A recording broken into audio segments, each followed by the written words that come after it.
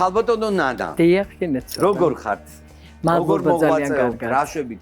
ძალიან ბევრი ბავშვი გაზარდეთ. ძალიან ბევრი დგას დიდ სცენაზე თქვენი მოსწავლეები. კი ბატონო, ეხლაც მზრდიგია. მთელი ცხოვრება შეწირეთ შემოქმედებას.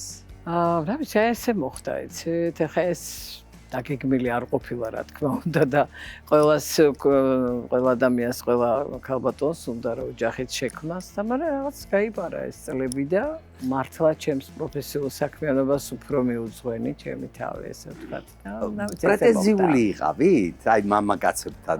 ხან მე ვიყავი და ხან მამაკაცი იყო. ხან ისინი ხართ. კი. ალბათ თქვენ თაყალისემლებს მუსიკალური სმენა არ ქონდა თორე თქვენ დამღეს რომ მოусმენდა როგორ არ შეუყვარდებოდით ერთ წარმომიდგენით.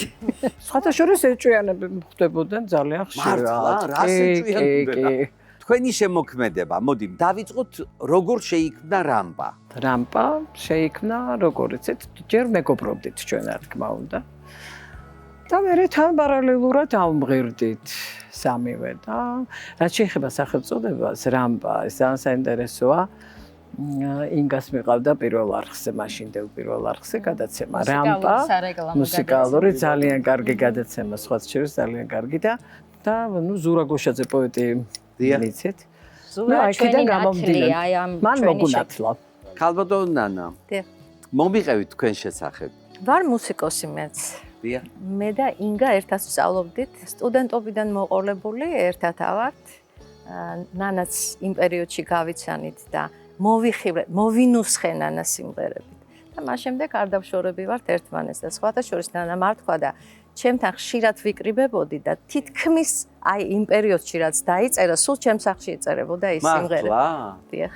ფილარმონიაში მღეროდით ჩვენი ტრიო მოგზაურობდით საქართველოს სხვადასხვა კუთხეში და ესე შევჭით აქამდე ერთმანეთს და ჩვენი წლები გვენატრება ის დამოკიდებულება, ის ურთიერთობები. საოცარ ხალხთან მქონდა ურთიერთობა. ქალბატონო ინგა, რანაირი წკრიალა ხმა გქონდათ ისეთი, რომ აი პირველი სავიზიტო ბარათი, აი როგორც თქვენი სახელი და გვარი ისმოდა და წკრიალა ხმა. რა იყო ეს? გოგონა ბაფთით. კი, ჩვენ შემოვიტანეთ ეს, ჩვენ დავნერგეთ ეს მოდა, ასე ვთქვათ, დიდი ბაფთა, პატარა ესეთი მოკლე კაბები და აი ეს კოპლებიანი კაბა. კოპლებიანი კაბა, კი და სასახლის ბავშვებს გვეძახდნენ ჩვენ მაშინ. ძალიან ბევრჯერ მithქვამს ჩემი ისტორია, საიდანაც დაიწყო ეს ჩემი პირველი ნაბიჯები პიონერთა სასახლიდან. მას შემდეგ აი დგავარ სცენაზე უკვე არ ვიტყვი რამდენი წელი. ხო, ნუ იტყვი. მოკლედ,